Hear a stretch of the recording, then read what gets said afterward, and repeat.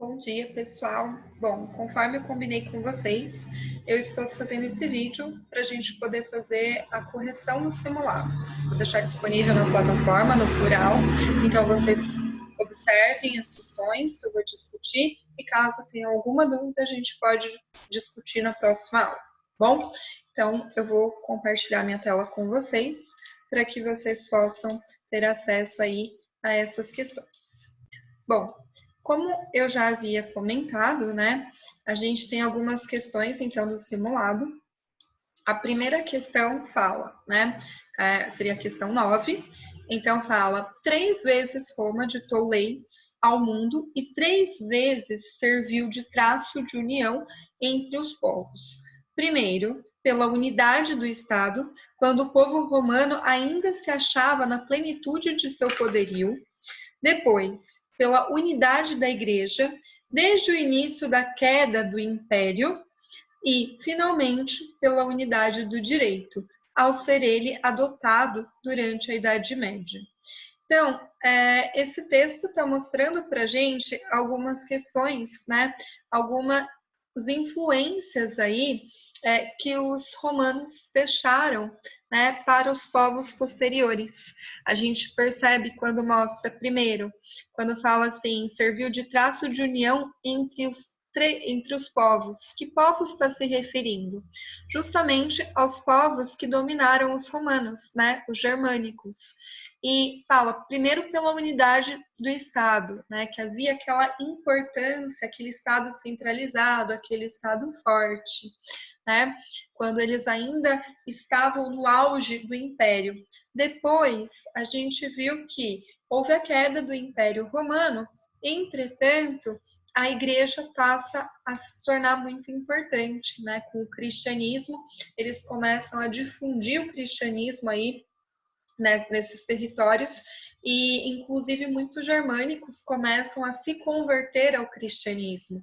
A gente viu o exemplo do rei Clovis, né, que foi o primeiro rei germânico a se converter, o Carlos Magno também foi um exemplo disso, e depois fala, e finalmente pela unidade do direito, né, o direito romano também passou a ser adotado aí posteriormente, então, na Idade Média, mesmo com a queda do Império Romano. Então, diante disso, desse texto, né, pergunta-se, né, sobre Roma Antiga, o texto esclarece a influência da civilização e da cultura romana sobre povos e civilizações posteriores.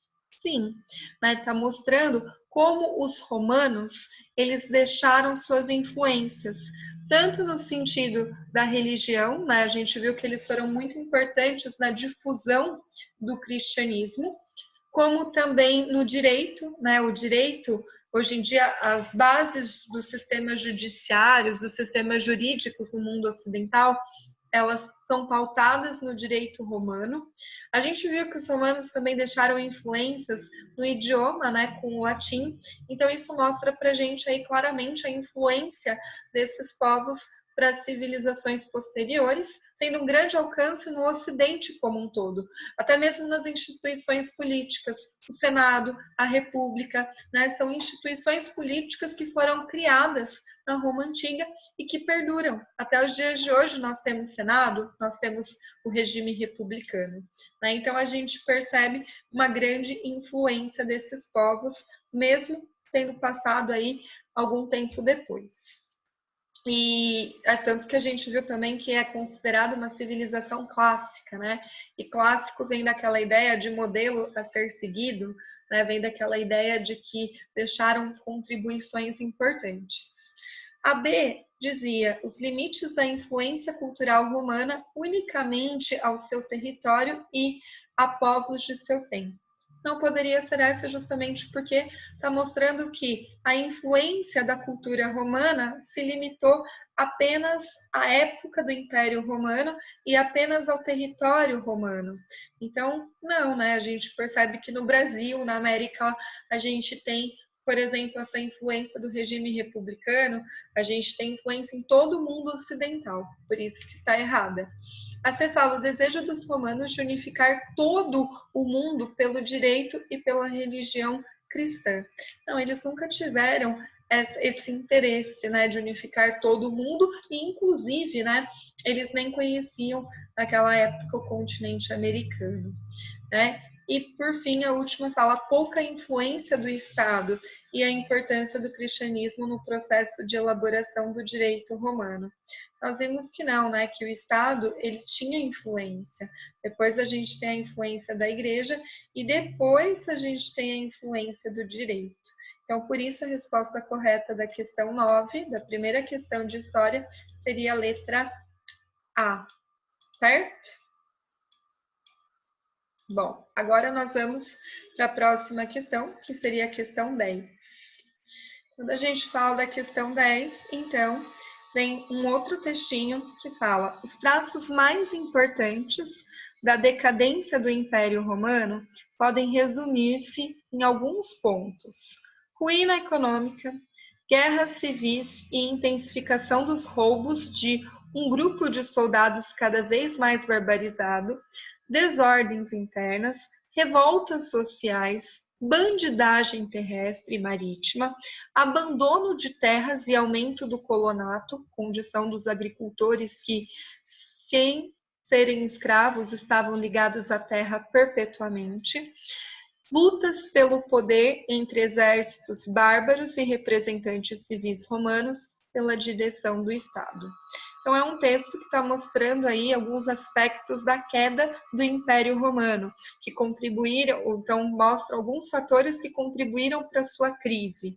Então, sobre isso, sobre a decadência do Império Romano, é correto afirmar que a queda do Império Romano não tem relação com suas ações internas, mas apenas com fatores externos às suas fronteiras? Não. Por quê? Porque a gente viu que tem relações com fronteiras externas? Sim, vimos que eles sofreram invasões dos chamados povos germânicos. Entretanto, nós vimos que o próprio Império Romano já passava por uma crise econômica, por uma crise política, né, pela crise do escravismo, e então tudo isso estava dificultando a administração e facilitou a entrada e invasão de outros povos. Então, eles já sofriam com uma crise interna, e isso contribuiu para que as investidas externas tivessem sucesso.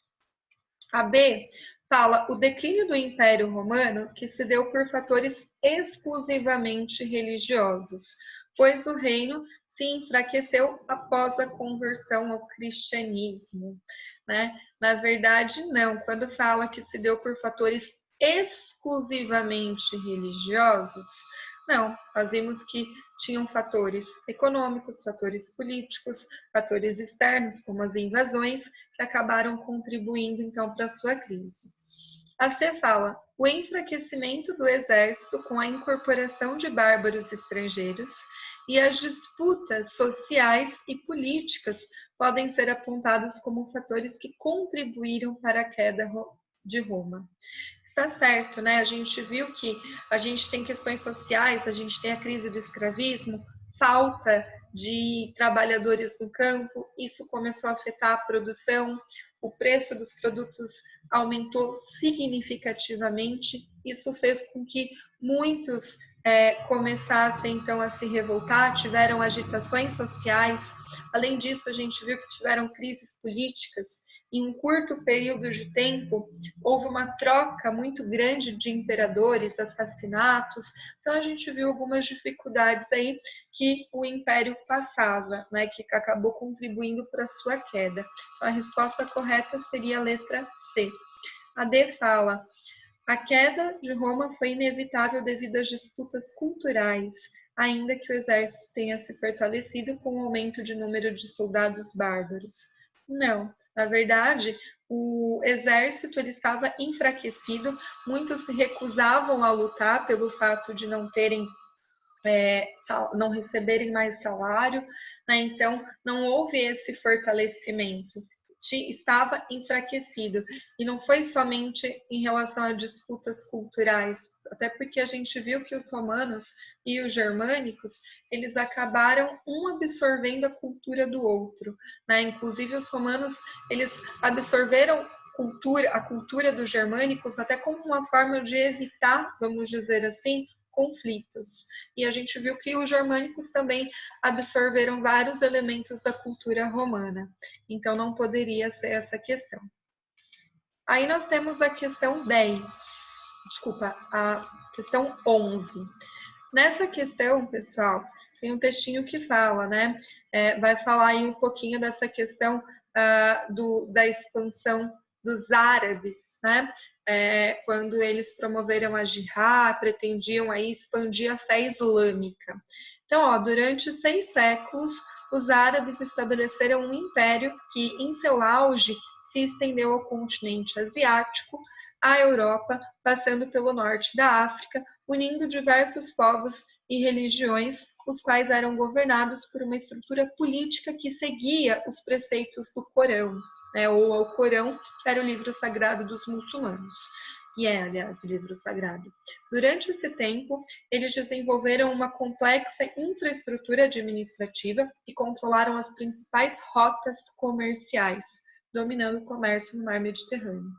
Pessoal, então nós vimos, né, que os árabes muçulmanos, eles começaram, depois da unificação da Península Arábica, a partir do surgimento do islamismo, eles tiveram necessidade de obter terras férteis, né, para atender às necessidades, à demanda aí desse aumento populacional.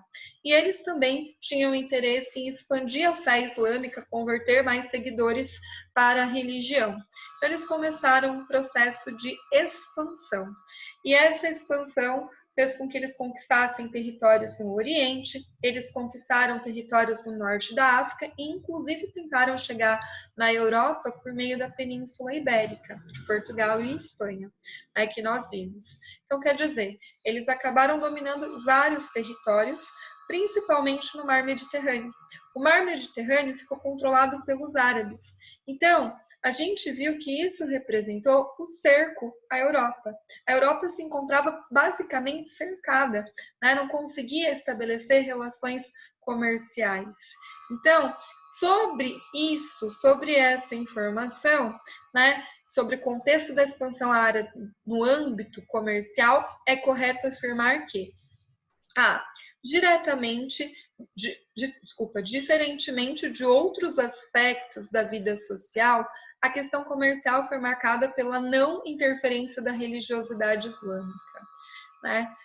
Não é isso que o texto está falando, e a gente percebe que os muçulmanos eram povos bastante ligados ao comércio, os árabes em si eram muito ligados, são muito ligados ao comércio. A B fala, o domínio do comércio árabe sobre o Mediterrâneo foi importante para estimular a concorrência do comércio entre países cristãos nessa região. A B está errada porque, como a gente viu, a partir do momento que os árabes dominaram o Mediterrâneo, os cristãos, né, os europeus, eles não conseguiam comercializar. Então, não tinha concorrência. Na verdade, a gente percebe o quê? Que tinha um monopólio dos árabes, uma exclusividade, um domínio aí dos árabes no comércio. E a C fala, o domínio árabe sobre o Mediterrâneo gerou uma parceria amistosa, né, pacífica, tranquila, entre os árabes e os europeus, contribuindo para o progresso do comércio. Na verdade, isso não aconteceu, não teve essa parceria e nem o progresso do comércio. A gente viu que a Europa foi se ruralizando, né? E foi depois, com as novas invasões nos séculos 8 e 9, dos vikings e dos magiares, a Europa se ruralizou completamente, dando aí origem a um novo modo de vida, que era o modo de vida feudal. Então, também não pode ser a C. Por fim, só restou a última, que é a letra D, que fala a expansão comercial e cultural árabe afetou negativamente o comércio europeu, diminuindo as alternativas de comercialização com outras regiões. É essa, né? Afinal de contas, a Europa se viu cercada e não conseguia comercializar. Então, a última questão, a gente tem a questão 12, que vai falar já desse contexto, né, de uma característica muito presente na Europa nesse período, com a formação do feudalismo, que foi justamente o estabelecimento da relação de suzerania e vassalagem, que era uma relação realizada entre nobres, né? A gente viu que nesse contexto de invasões foi muito comum essa ocorrência de doar um bem, né, no caso uma terra, em troca de algo, em troca de lealdade, fidelidade, que consistia sobretudo no apoio, no auxílio aí nas batalhas, né, nas guerras. Então, tem um textinho que fala: eis dois homens à frente, um que quer servir, o outro que aceita ou deseja ser chefe. O primeiro, que é o que quer servir, une as mãos e assim, juntas, coloca-as nas mãos do segundo. Claro símbolo de submissão, cujo sentido, por vezes, era ainda acentuado pela genuflexão. Ao mesmo tempo, a personagem que oferece as mãos pronuncia algumas palavras, muito breves, pelas quais se reconhece o homem de quem está à sua frente. Depois, chefe e subordinado beijam-se na boca, símbolo de acordo e de amizade. Os gestos serviam para estabelecer um dos vínculos mais fortes que a época feudal conheceu. Então, gente, aqui está mostrando a cerimônia, né? O texto se refere à cerimônia de vassalagem, de suzerania e vassalagem, que era chamada de cerimônia da investidura. E então, está mostrando aqui que fala, né? O texto se refere à cerimônia de vassalagem e mostra, então, elementos do caráter simbólico e hierárquico da sociedade medieval, no caso, entre suzerano e vassalo, né? Essa a gente viu que o suzerano era aquele que dava terra em troca da lealdade, da fidelidade, e o vassalo era aquele que recebia a terra e devia essa lealdade, essa fidelidade, essa submissão ao seu suzerano. Então, é a letra A. A B fala a situação pouco formal e pouca importância com que era realizada a nomeação de um vassalo. Não, né? A gente tem toda uma cerimônia, todo um ritual. Então, não dá para dizer que não tinha esse aspecto formal. Tinha toda a formalidade, tinha todo um ritual para isso. A C fala o momento em que o vassalo se predispõe a uma relação de escravidão com o senhor feudal. Não era escravo, né? É uma relação de nobre para nobre. E não é uma relação de escravo porque o vassalo, ele recebe terra e ele recebe proteção, né? E em troca ele deve essa lealdade e essa fidelidade ao seu suzerano. É um acordo mútuo, recíproco. Os dois têm obrigações e deveres um para com o outro. Não é uma escravidão, é uma relação que as pessoas elas entram num acordo. Elas escolhem aquilo. O escravo não tem o direito de escolher se ele quer ou não ser escravizado, né? E a passagem da posição de vassalo para a relação de servidão, característica da sociedade feudal. Na verdade, também não, porque quando a gente fala do vassalo, até tinha relação servil, que era entre o senhor feudal e o servo, mas o servo não era um nobre, né? Então era uma relação diferente. Agora, essa relação de suzerania e vassalagem é uma relação que acontecia apenas entre nobres. Por isso, a resposta correta é a letra A. Então, pessoal, qualquer dúvida é só perguntar na próxima aula. E essa foi a correção aí do simulado de vocês, o último, né? Então, até mais.